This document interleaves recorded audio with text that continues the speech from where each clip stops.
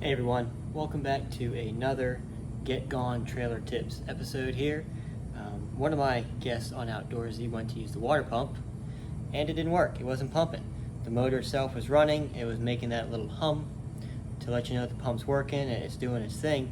But water wasn't getting to the faucets or shower, any outlets for that matter. So what I ended up doing was investigating, taking out these screws here, and I'm going to show you. This is just a summary right now. Took out the screws, opened it up, and found that one of the check valves wasn't working. So what we're going to do is we're going to install a brass check valve, one directional, that's what the arrow is for. Water can flow this way, open the valve, but when you turn on the water from the campground, it can't go back into the pump, causing it to jam the check valve internal to the pump. So that's what we're going to show you this episode. I hope you enjoy it. Look forward to your comments and reviews. So what I went ahead and did was took out the 8 Phillips head screws that are holding this cover in place. Remove those guys. That opens this up here. One thing that I also went ahead and did was took a paper towel and rinsed off, cleaned, brushed any, let's call it gelled water, bad water, because this pump doesn't get used that often, stale water. And then to show you guys, right here is that plastic check valve I was talking about. Sorry, I was staring at the camera.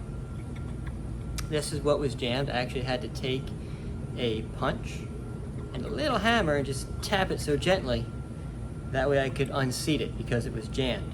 So the issue here was that when I hook up the camper to city water, the reverse pressure forced that check valve against its seat in there, and the pump itself wasn't able to overcome the jamming of that check valve. So that's why we're going ahead and installing this nice brass check valve, so that way when city water comes this way, the check valve doesn't allow it, and that pressure won't make it to the plastic check valve within the pump. So what we're going to do is we're going to cut into the water line. We're going to install this brass valve here, put a couple clamps on, install another one on this end, put a couple clamps on. So I'm going to reassemble this. I'm told, looking at other videos and different manuals that I've found, it doesn't matter which direction this one goes. I'm big on putting it back the way I found it, so we're going to align it as such. We will put in screws on each corner. Started by hand first to make sure you're not cross-threading or causing any issues with the hardware. All the screws are the same length. I checked to make sure they don't have varying lengths at different locations. And then because it's plastic, metal, just different types of material, I am big on using just a standard screwdriver. Sure, you could use a drill to speed it up, but I'd have to take my time with it. Make sure you've got even tightness, even torque around each end. So I'm just going to tighten all these. Give me a moment and I will show you the finished product. So I'm getting ready to final torque these screws here. If y'all haven't watched the wheel tire replacement video, go ahead and do so. But in a similar fashion, we're going to tighten it, bounce to the opposite, and just keep on doing that to make sure that we are evenly tightening down this plate. And one last time, we'll just go around in a circle.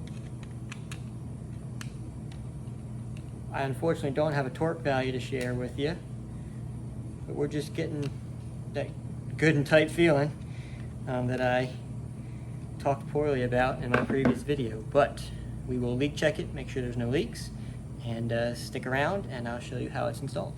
Okay guys, so I just spent quite a bit of time running around to different stores, and let me tell you, those helpful hardware folks, you know who I'm talking about, were indeed helpful in getting this all laid out for me. Make sure I had the right adapters, the right barbs, just getting things perfect so that way I could put this check valve in line and prevent issues with my water pump in the future. So I will be sure to list out all of this.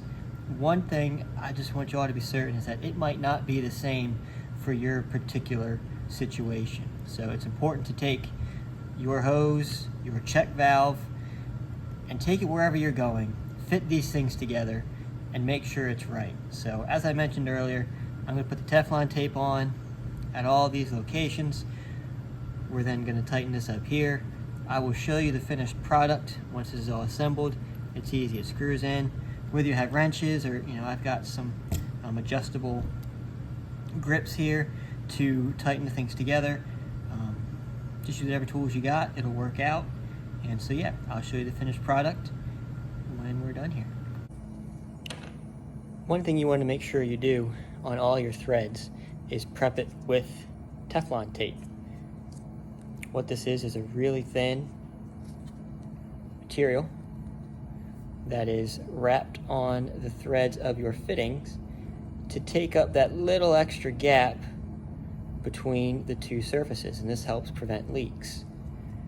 So you wrap this around your fitting, nice and tight as such, 3, 4, maybe 5 times. And this enables quality seal without leaks between brass fittings. There you go. Just take that, wrap it around 3 or 4 times, make sure it's nice and tight. Because this is getting screwed on like this, you want to make sure that the thread is wrapped this way so it's in the same direction that the fitting is being rotated. Okay, so I started working my way through here. I wanted to show you how I do one. My little adjustable wouldn't work, so I went and got a wrench. Big adjustable worked fine on there. So I said Teflon tape. We're going to put this towards the top here, which is where the final tightening spot will be. Kind of got to hold the Teflon tape as you go around so it stays in position. Once you get that first round, then you're in good shape. Alright, so there's 1, 2. You know what? I don't like that. I don't like how rough that is. So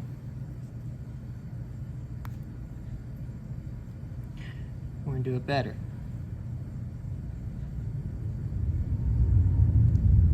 Teflon tape is cheap, so certainly take your time, make it right, nice and smooth. 1 round,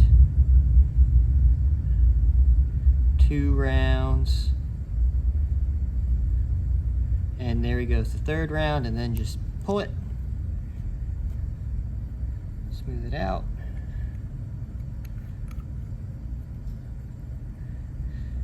There we go. So here's hand tight. Grab your wrench. Righty tighty. Alright, cool. So there you go. And then I'll put this one on here and I'll show you connecting those guys. Okay, so we got the first barb into the tube here. We're going to use the second one, but one thing you got to be sure, don't forget to put your clamp on first. What's really making the seal is this softer PVC in here. That's what's going to make the seal. This is ensuring it stays tight, it doesn't come loose as it goes onto these barbs here. So a little bit of force. Yeah. All right, got it up pretty well flush. Would have been easier if I loosened this a little bit. But anyways, make sure we're good and flush. Get this close to the edge, but not all the way. Here we go, we're tightening.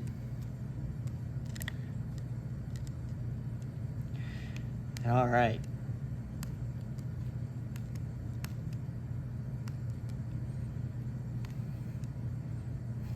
So here you go. Here's your inline check valve. It's ready to roll. We're about to go install this in the camper, and I'll show you those steps. There's some wiring involved, other stuff. Stay tuned. Just to give you all an idea of when I did remove this pump, the gray lead was connected to the red, the white was connected to the black. There were 4 screws right at each of these rubber holes here, holding it down into the floor. So what we're going to do is we are going to strip away a bit of the wire here. We've already got crimps installed on the pump side, so we're going to, like I said, strip that wire, crimps using the blue, and we are going to crimp it here together so we've got electric again, and again we'll ops check it and leak check it, and hopefully we are good to go for a long time. As you can see, I stripped off about 1/4 inch of the shielding, twisted the wire itself a little bit, put it in here into the crimp connector, and gosh, it's going to be tough to see, but you see a little bit of gold sticking through into the connector. That's showing that both wires are in contact. They're a consistent line. We've got this, it's tough to focus, it's back crimps on the shielding, making sure this doesn't fall out, and that's where your connection is happening. So next one we'll do this, and then we'll put the screws in, connect everything up, and we'll check the whole system. Okay everyone, this is why you leak check your system. We've got about 30 PSI going in, which is cool. The check valve is working, as there's water not rushing out here, but, pardon the alarm, we got some drips.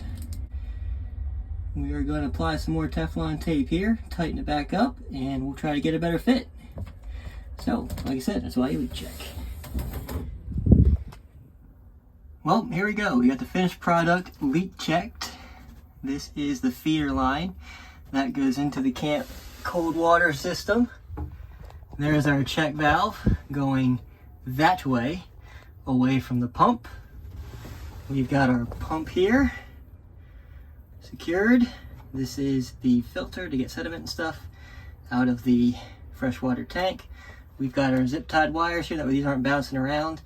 They stay smooth, and then there is where the water comes in from the freshwater tank. So, finished product, definitely happy with it. I don't know about you guys, but I sure get a feeling of satisfaction after figuring something out and fixing it with the help of others. So, hopefully I've helped you guys. If I have, please like, follow, share, all the good things for Get Gone Trailer Tips. If you're looking for a camper in the Raleigh area, be sure to reach us on Outdoorsy, send me a message. I'd be happy to get in touch and set you up. So thank you all for watching, and now it's time to get gone.